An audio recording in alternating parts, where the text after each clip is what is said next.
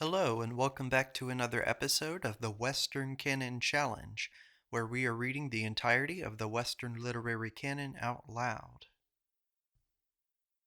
Today we are reading Westminster Abbey from the sketchbook of Geoffrey Crayon, Gent by Washington Irving. And with that said, I will go ahead and read it. It begins, however, with a short poetic quotation from Cristolero's Epigrams by T.B. 1598. When I behold with deep astonishment to famous Westminster how there resort, living in brass or stony monument, the princes and the worthies of all sort, do not I see reformed nobility, without contempt or pride or ostentation, and look upon a fenceless majesty, naked of pomp or earthly domination? And how a play game of painted stone contents the quiet now and silent sprites, whom all the world which late they stood upon could not content nor quench their appetites. Life is a frost of cold felicity, and death the thaw of all our vanity. On one of those sober and rather melancholy days in the latter part of autumn, when the shadows of morning and evening almost mingle together, and throw a gloom over the decline of the year, I passed several hours in rambling about Westminster Abbey. There was something congenial to the season in the mournful magnificence of the old pile, and as I passed its threshold, it seemed like stepping back into the regions of antiquity, and losing myself among the shades of former ages. I entered from the inner court of Westminster School through a long, low, vaulted passage that had an almost subterranean look, being dimly lighted in one part by circular perforations in the massy walls. Through this dark avenue I had a distant view of the cloisters, with the figure of an old verger in his black gown moving along their shadowy vaults, and seeming like a spectre from one of the neighboring tombs. The approach to the abbey through these gloomy monastic remains prepares the mind for its solemn contemplation. The cloisters still retain something of the quiet and seclusion of former days. The gray walls are discolored by damps and crumbling with age. A coat of hoary moss has gathered over the inscriptions of the mural monuments, and obscured the death's heads and other funeral emblems. The sharp touches of the chisel are gone from the rich tracery of the arches. The roses which adorn the keystones have lost their leafy beauty. Everything bears marks of the gradual dilapidations of time, which yet has something touching and pleasing in its very decay. The sun was pouring down a yellow autumnal ray into the square of the cloisters, beaming upon a scanty plot of grass in the center, and lighting up an angle of the vaulted passage with a kind of dusty splendor. From between the arcades the eye glanced up to a bit of blue sky or a passing cloud, and beheld the sun-gilt pinnacles of the abbey towering into the azure heaven. As I paced the cloisters, sometimes contemplating this mingled picture of glory and decay, and sometimes endeavoring to decipher the inscriptions on the tombstones which formed the pavement beneath my feet, my eye was attracted to three figures rudely carved in relief, but nearly worn away by the footsteps of many generations. They were the effigies of three of the early abbots. The epitaphs were entirely effaced. The names alone remained, having no doubt been renewed in later times: Vitalis Abbess 1082, and Giselbertus Crispinus Abbess 1114, and Laurentius Abbess 1176. I remained some little while musing over these casual relics of antiquity, thus left like the wrecks upon the distant shore of time, telling no tale but that such beings had been and had perished, teaching no moral but the futility of that pride which hoped still to exact homage in its ashes, and to live in an inscription. A little longer, and even these faint records will be obliterated, and the monument will cease to be a memorial. Whilst I was yet looking down upon these gravestones, I was roused by the sound of the abbey clock, reverberating from buttress to buttress, and echoing among the cloisters. It is almost startling to hear this warning of departed time sounding among the tombs, and telling the lapse of the hour, which like a billow has rolled us onward towards the grave. I pursued my walk to an arched door opening to the interior of the abbey. On entering here, the magnitude of the building breaks fully upon the mind, contrasted with the vaults of the cloisters. The eye gazes with wonder at clustered columns of gigantic dimensions, with arches springing from them to such an amazing height, and man wondering about their bases, shrunk into insignificance in comparison with his own handiwork. The spaciousness and gloom of this vast edifice produce a profound and mysterious awe. We step cautiously and softly about, as if fearful of disturbing the hallowed silence of the tomb, while every footfall whispers along the walls and chatters among the sepulchres, making us more sensible of the quiet we have interrupted. It seems as if the awful nature of the place presses down upon the soul and hushes the beholder into noiseless reverence. We feel that we are surrounded by the congregated bones of the great men of past times who have filled history with their deeds and the earth with their renown. And yet it almost provokes a smile at the vanity of human ambition to see how they are crowded together and justled in the dust. What parsimony is observed in doling out a scanty nook, a gloomy corner, a little portion of earth, to those whom, when alive, kingdoms could not satisfy, and how many shapes and forms and artifices are devised to catch the casual notice of the passenger, and save from forgetfulness, for a few short years, a name which once aspired to occupy ages of the world's thought and admiration. I passed some time in Poet's Corner, which occupies an end of one of the transepts or cross aisles of the abbey. The monuments are generally simple, for the lives of literary men afford no striking themes for the sculptor. Shakespeare and Addison have statues erected to their memories, but the greater part have busts, medallions, and sometimes mere inscriptions. Notwithstanding the simplicity of these memorials, I have always observed that the visitor to the abbey remains longest about them. A kinder and fonder feeling takes place of that cold curiosity or vague admiration with which they gaze on the splendid monuments of the great and the heroic. They linger about these as about the tombs of friends and companions, for indeed there is something of companionship between the author and the reader. Other men are known to posterity only through the medium of history, which is continually growing faint and obscure. But the intercourse between the author and his fellow men is ever new, active, and immediate. He has lived for them more than for himself. He has sacrificed surrounding enjoyments and shut himself up from the delights of social life, that he might the more intimately commune with distant minds and distant ages. Well may the world cherish his renown, for it has been purchased, not by deeds of violence and blood, but by the diligent dispensation of pleasure.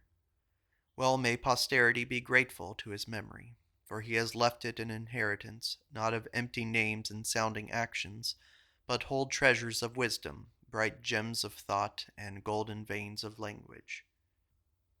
From Poet's Corner I continued my stroll towards that part of the abbey which contains the sepulchres of the kings. I wandered among what once were chapels, but which are now occupied by the tombs and monuments of the great. At every turn I met with some illustrious name, or the cognizance of some powerful house renowned in history.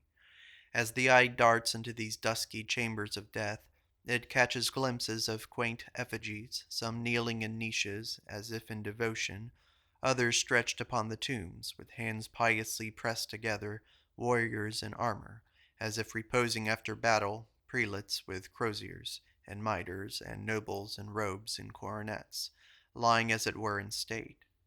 In glancing over this scene, so strangely populous, yet where every form is so still and silent, it seems almost as if we were treading a mansion of that fabled city where every being had been suddenly transmuted into stone. I paused to contemplate a tomb on which lay the effigy of a knight in complete armor. A larger buckler was on one arm, the hands were pressed together in supplication upon the breast. The face was almost covered by the morion. The legs were crossed in token of the warriors having been engaged in the holy war. It was the tomb of a crusader, of one of those military enthusiasts who so strangely mingled religion and romance, and whose exploits form the connecting link between fact and fiction, between the history and the fairy tale. There is something extremely picturesque in the tombs of these adventurers, decorated as they are with rude armorial bearings and Gothic sculpture. They comport with the antiquated chapels in which they are generally found, and in considering them, the imagination is apt to kindle with the legendary associations, the romantic fictions, the chivalrous pomp and pageantry which poetry has spread over the wars for the sepulchre of Christ. They are the relics of times utterly gone by, of beings passed from recollection, of customs and manners with which ours have no affinity. They are like objects from some strange and distant land, of which we have no certain knowledge, and about which all our conceptions are vague and visionary.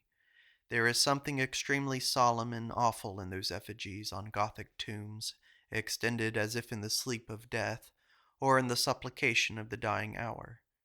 They have an effect infinitely more impressive on my feelings than the fanciful attitudes, the overwrought conceits, the allegorical groups which abound on modern monuments. I have been struck also with the superiority of many of the old sepulchral inscriptions. There was a noble way in former times of saying things simply and yet saying them proudly, and I do not know an epitaph that breathes a loftier consciousness of family worth and honorable lineage than one which affirms of a noble house that, quote, all the brothers were brave and all the sisters virtuous. In the opposite transept to Poets' Corner stands a monument which is among the most renowned achievements of modern art, but which to me appears horrible rather than sublime. It is the tomb of Mrs. Nightingale by Roubillac. The bottom of the monument is represented as throwing open its marble doors, and a sheeted skeleton is starting forth. The shroud is falling from his fleshless frame as he launches his dart at his victim. She is sinking into her affrighted husband's arms, who strives with vain and frantic effort to avert the blow. The whole is executed with terrible truth and spirit. We almost fancy we hear the gibbering yell of triumph bursting from the distended jaws of the spectre. But why should we thus seek to clothe death with unnecessary terrors, and to spread horrors round the tomb of those we love? The grave should be surrounded by everything that might inspire tenderness and veneration for the dead, or that might win the living to virtue. It is the place not of disgust and dismay, but of sorrow and meditation. While wandering about these gloomy vaults and silent aisles, studying the records of the dead, the sound of busy existence from without occasionally reaches the ear, the rumbling of the passing equipage, the murmur of the multitude, or perhaps the light laugh of pleasure. The contrast is striking with the death-like repose around, and it has a strange effect upon the feelings, thus to hear the surges of active life hurrying along and beating against the very walls of the sepulchre. I continued in this way to move from tomb to tomb and from chapel to chapel. The day was gradually wearing away. The distant tread of loiterers about the abbey grew less and less frequent.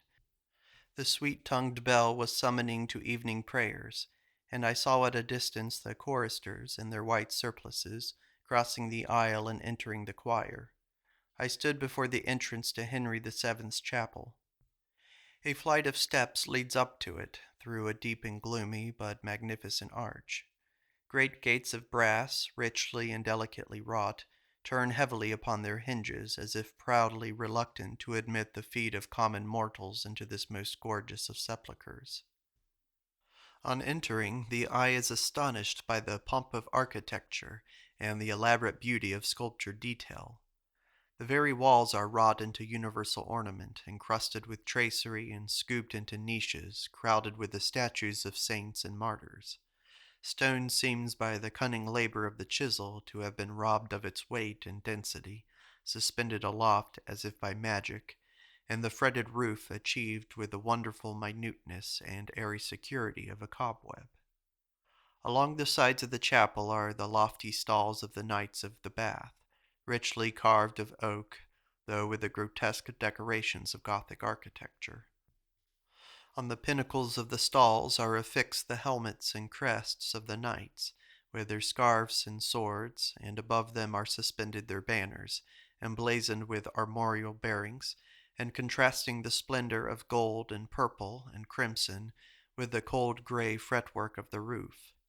In the midst of this grand mausoleum stands the sepulchre of its founder, his effigy with that of his queen extended on a sumptuous tomb, and the whole surrounded by a superbly wrought brazen railing. There is a sad dreariness in this magnificence, this strange mixture of tombs and trophies, these emblems of living and aspiring ambition close behind mementos which show the dust and oblivion in which all must sooner or later terminate. Nothing impresses the mind with a deeper feeling of loneliness than to tread the silent and deserted scene of former throng and pageant.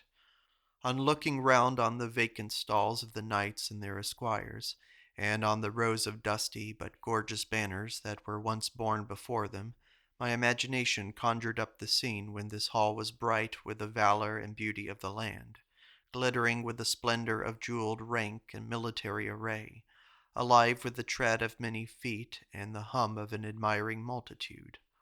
All had passed away. The silence of death had settled again upon the place, interrupted only by the casual chirping of birds which had found their way into the chapel and built their nests among its friezes and pendants, sure signs of solitariness and desertion. When I read the names inscribed on the banners, they were those of men scattered far and wide about the world, some tossing upon distant seas, some under arms in distant lands, some mingling in the busy intrigues of courts and cabinets, all seeking to deserve one more distinction in this mansion of shadowy honors, the melancholy reward of a monument. Two small aisles on each side of this chapel present a touching instance of the equality of the grave, which brings down the oppressor to a level with the oppressed, and mingles the dust of the bitterest enemies together. In one is the sepulchre of the haughty Elizabeth, in the other is that of her victim, the lovely and unfortunate Mary. Not an hour in the day but some ejaculation of pity is uttered over the fate of the latter, mingled with indignation at her oppressor. The walls of Elizabeth's sepulchre continually echo with the sighs of sympathy heaved at the grave of her rival. A peculiar melancholy reigns over the aisle where Mary lies buried. The light struggles dimly through the windows darkened by dust. The greater part of the place is in deep shadow, and the walls are stained and tinted by time and weather. A marble figure of Mary is stretched upon the tomb, round which is an iron railing, much corroded, bearing her national emblem, the thistle. I was weary with wondering, and sat down to rest myself by the monument, revolving in my mind the checkered and disastrous story of poor Mary. The sound of casual footsteps had ceased from the abbey. I could only hear now and then the distant voice of the priest repeating the evening service, and the faint responses of the choir. These paused for a time, and all was hushed. The stillness, the desertion, and obscurity that were gradually prevailing around gave a deeper and more solemn interest to the place. For in the silent grave no conversation, no joyful tread of friends, no voice of lovers, no careful father's counsel, nothing's heard, for nothing is but all oblivion, dust, and an endless darkness. Suddenly the notes of the deep laboring organ burst upon the ear, falling with doubled and redoubled intensity, and rolling, as it were, huge billows of sound. How well do their volume and grandeur accord with this mighty building! With what pomp do they swell through its vast vaults, and breathe their awful harmony through these caves of death, and make the silent sepulchre vocal! And now they rise in triumphant acclamation, heaving higher and higher their accordant notes, and piling sound on sound. And now they pause, and the soft voices of the choir break out into sweet gushes of melody. They soar aloft and warble along the roof, and seem to play about these lofty vaults like the pure airs of heaven. Again the pealing organ heaves its thrilling thunders, compressing air into music and rolling it forth upon the soul. What long-drawn cadences! What solemn sweeping concords! It grows more and more dense and powerful. It fills the vast pile and seems to jar the very walls. the ear is stunned, the senses are overwhelmed. And now it is winding up in full jubilee, it is rising from the earth to heaven, the very soul seems wrapped away and floated upwards on the swelling tide of harmony. I sat for some time lost in that kind of reverie which a strain of music is apt sometimes to inspire. The shadows of evening were gradually thickening around me, the monuments began to cast deeper and deeper gloom, and the distant clock again gave token of the slowly waning day. I rose and prepared to leave the abbey. As I descended the flight of steps which lead to the body of the building, my eye was caught by the shrine of Edward the Confessor, and I ascended the small staircase that conducts to it, to take from thence a general survey of this wilderness of tombs.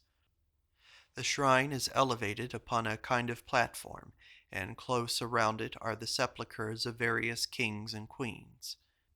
From this eminence the eye looks down between pillars and funeral trophies to the chapels and chambers below, crowded with tombs, where warriors, prelates, courtiers, and statesmen lie mouldering in their beds of darkness. Close by me stood the great chair of coronation, rudely carved of oak, in the barbarous taste of a remote and Gothic age. The scene seemed almost as if contrived, with theatrical artifice, to produce an effect upon the beholder.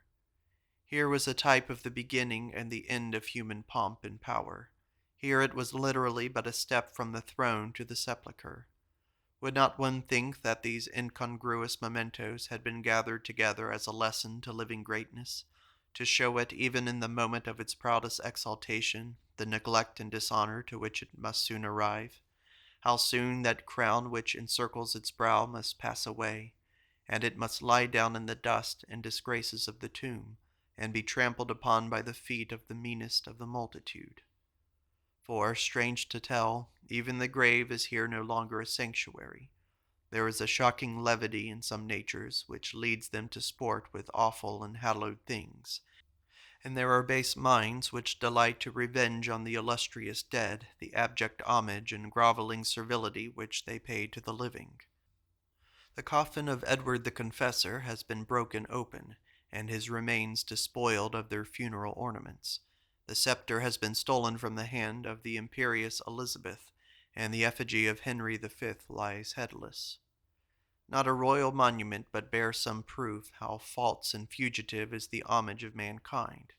Some are plundered, some mutilated, some covered with ribaldry and insult, all more or less outraged and dishonored. The last beams of day were now faintly streaming through the painted windows in the high vaults above me. The lower parts of the abbey were already wrapped in the obscurity of twilight. The chapels and aisles grew darker and darker. The effigies of the kings faded into shadows. The marble figures of the monuments assumed strange shapes in the uncertain light. The evening breeze crept through the aisles like the cold breath of the grave, and even the distant footfall of a verger traversing the poet's corner had something strange and dreary in its sound. I slowly retraced my morning's walk, and as I passed out of the portal of the cloisters, the door, closing with a jarring noise behind me, filled the whole building with echoes. I endeavored to form some arrangement in my mind of the objects I had been contemplating, but found that they were already falling into indistinctness and confusion. Names, inscriptions, trophies had all become confounded in my recollection, though I had scarcely taken my foot off from the threshold. What, thought I, is the vast assemblage of sepulchres but a treasury of humiliation, a huge pile of reiterated homilies on the emptiness of renown and the certainty of oblivion? It is indeed the empire of death, his great shadowy palace where he sits in state, mocking at the relics of human glory, and spreading dust and forgetfulness on the monuments of princes. How idle a boast, after all, is the immortality of a name. Time is ever silently turning over his pages. We are too much engrossed by the story of the present to think of the characters and anecdotes that gave interest to the past, and each age is a volume thrown aside to be speedily forgotten. The idol of today pushes the hero of yesterday out of our recollection, and will, in turn, be supplanted by his successor of tomorrow. Our fathers, says Sir Thomas Browne, find their graves in our short memories, and sadly tell us how we may be buried in our survivors. History fades into fable, fact becomes clouded with doubt and controversy, the inscription moulders from the tablet, the statue falls from the pedestal. Columns, arches, pyramids, what are they but heaps of sand, and their epitaphs but characters written in the dust? What is the security of a tomb or the perpetuity of an embalmment? The remains of Alexander the Great have been scattered to the wind, and his empty sarcophagus is now the mere curiosity of a museum. The Egyptian mummies which Cambyses or time hath spared, avarice now consumeth.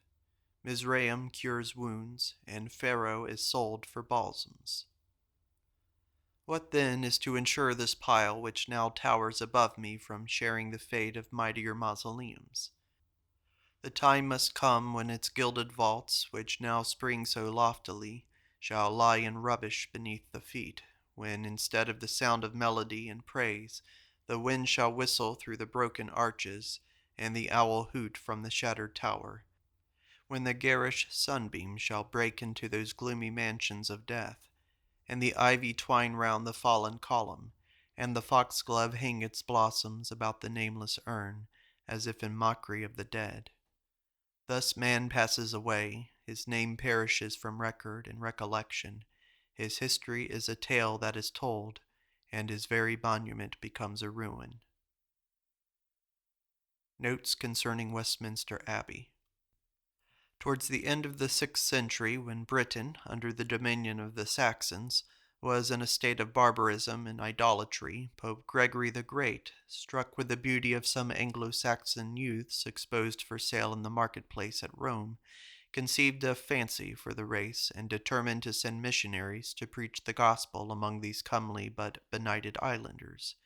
He was encouraged to this by learning that Ethelbert, King of Kent, and the most potent of the Anglo-Saxon princes, had married Bertha, a Christian princess, only daughter of the King of Paris, and that she was allowed by stipulation the full exercise of her religion. The shrewd pontiff knew the influence of the sects in matters of religious faith. He forthwith dispatched Augustine, a Roman monk, with 40 associates to the court of Ethelbert at Canterbury, to effect the conversion of the king and to obtain through him a foothold in the island. Ethelbert received them warily and held a conference in the open air, being distrustful of foreign priestcraft and fearful of spells and magic. They ultimately succeeded in making him as good a Christian as his wife. The conversion of the king, of course, produced the conversion of his loyal subjects. The zeal and success of Augustine were rewarded by his being made Archbishop of Canterbury and being endowed with authority over all the British churches. One of the most prominent converts was Sigebert or Sebert, king of the East Saxons, a nephew of Ethelbert. He reigned at London, of which Mellitus, one of the Roman monks who had come over with Augustine, was made bishop. Sebert, in 605, in his religious zeal, founded a monastery by the riverside to the west of the city on the ruins of a temple of Apollo, being in fact the origin of the present pile of Westminster Abbey. Great preparations were made for the consecration of the church, which was to be dedicated to St. Peter.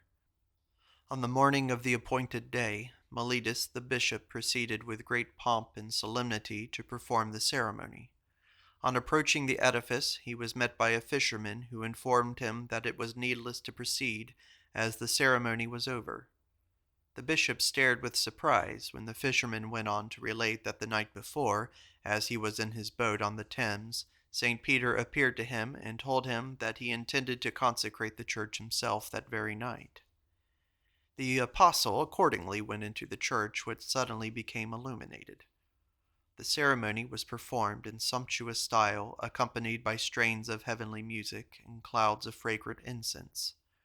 After this, the apostle came onto the boat and ordered the fisherman to cast his net. He did so and had a miraculous draught of fishes, one of which was commanded to present to the bishop and to signify to him that the apostle had relieved him from the necessity of consecrating the church. Miletus was a wary man, slow of belief, and required confirmation of the fisherman's tale. He opened the church doors and beheld wax candles, crosses, holy water, oil sprinkled in various places, and various other traces of a grand ceremonial. If he had still any lingering doubts, they were completely removed on the fisherman's producing the identical fish which he had been ordered by the apostle to present to him. To resist this would have been to resist the ocular demonstration. The good bishop accordingly was convinced that the church had actually been consecrated by St. Peter in person, so he reverently abstained from proceeding further in the business.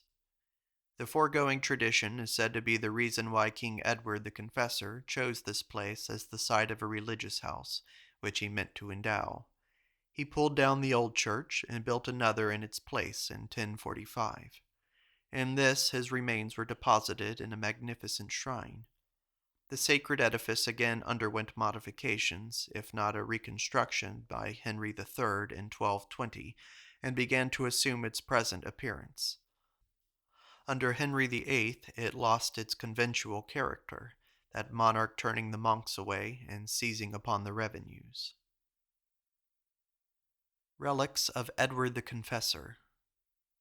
A curious narrative was printed in 1688 by one of the choristers of the cathedral, who appears to have been the Paul Pry of the sacred edifice, giving an account of this rummaging among the bones of Edward the Confessor, after they had quietly reposed in their sepulchre upwards of 600 years, and of his drawing forth a crucifix and golden chain of the deceased monarch. During 18 years that he had officiated in the choir, it had been a common tradition, he says, among his brother choristers and the grey-headed servants of the abbey, that the body of King Edward was deposited in a kind of chest or coffin, which was indistinctly seen in the upper part of the shrine erected to his memory. None of the abbey gossips, however, had ventured upon a nearer inspection, until the worthy narrator, to gratify his curiosity, mounted to the coffin by the aid of a ladder, and found it to be made of wood, apparently very strong and firm, being secured by bands of iron. Subsequently, in 1685, on taking down the scaffolding used in the coronation of James II, the coffin was found to be broken. A hole appeared in the lid, probably made through accident by the workmen. No one ventured, however, to meddle with the sacred depository of royal rest until several weeks afterwards the circumstances came to the knowledge of the aforesaid chorister.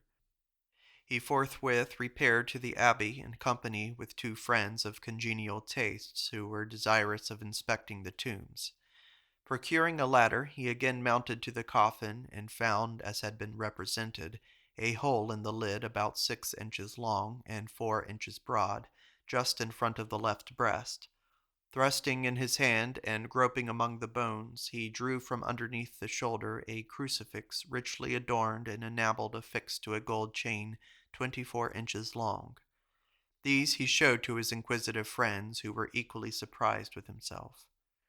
"At the time," says he, "when I took the cross and chain out of the coffin, I drew the head to the hole and viewed it, being very sound and firm, with the upper and nether jaws whole and full of teeth, and a list of gold above an inch broad, in the nature of a coronet, surrounded the temples. There was also in the coffin white linen and gold-colored flowered silk, that looked indifferent fresh, but the least stress put thereto showed it was well nigh perished. There were all his bones and much dust likewise, which I left as I found." It is difficult to conceive a more grotesque lesson to human pride than the skull of Edward the Confessor, thus irreverently pulled about in its coffin by a prying chorister, and brought to grin face to face with him through a hole in the lid. Having satisfied his curiosity, the chorister put the crucifix and chain back again into the coffin, and sought the dean to apprise him of his discovery. The dean, not being accessible at the time, and fearing that the holy treasure might be taken away by other hands, he had got a brother chorister to accompany him to the shrine about 2 or 3 hours afterwards, and in his presence again drew forth the relics.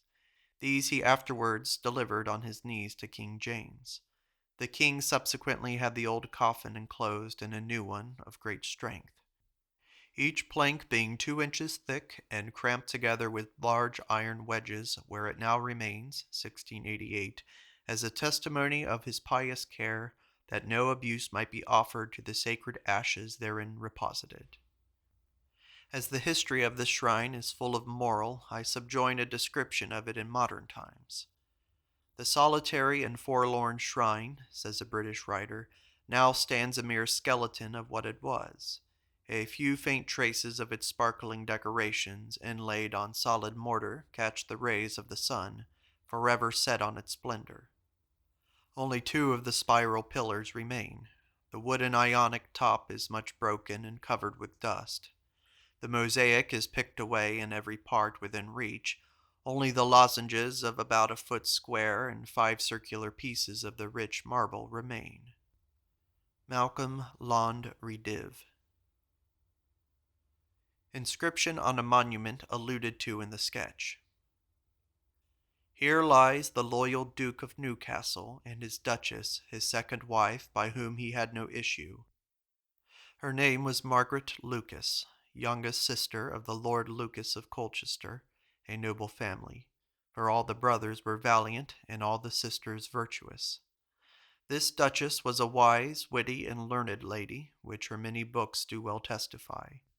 She was a most virtuous and loving and careful wife, and was with her lord all the time of his banishment and miseries, and when he came home, never parted from him in his solitary retirements. In the winter time, when the days are short, the service in the afternoon is performed by the light of tapers. The effect is fine of the choir partially lighted up, while the main body of the cathedral and the transepts are in profound and cavernous darkness. The white dresses of the choristers gleam amidst the deep brown of the oaken slats and canopies. The partial illumination makes enormous shadows from the columns and screens, and darting into the surrounding gloom catches here and there upon a sepulchral decoration or a monumental effigy. The swelling notes of the organ accord well with the scene. When the service is over, the dean is lighted to his dwelling in the old conventual part of the pile by the boys of the choir in their white dresses, bearing tapers, and the procession passes through the abbey and along the shadowy cloisters, lighting up angles and arches and grim sepulchral monuments, and leaving all behind in darkness.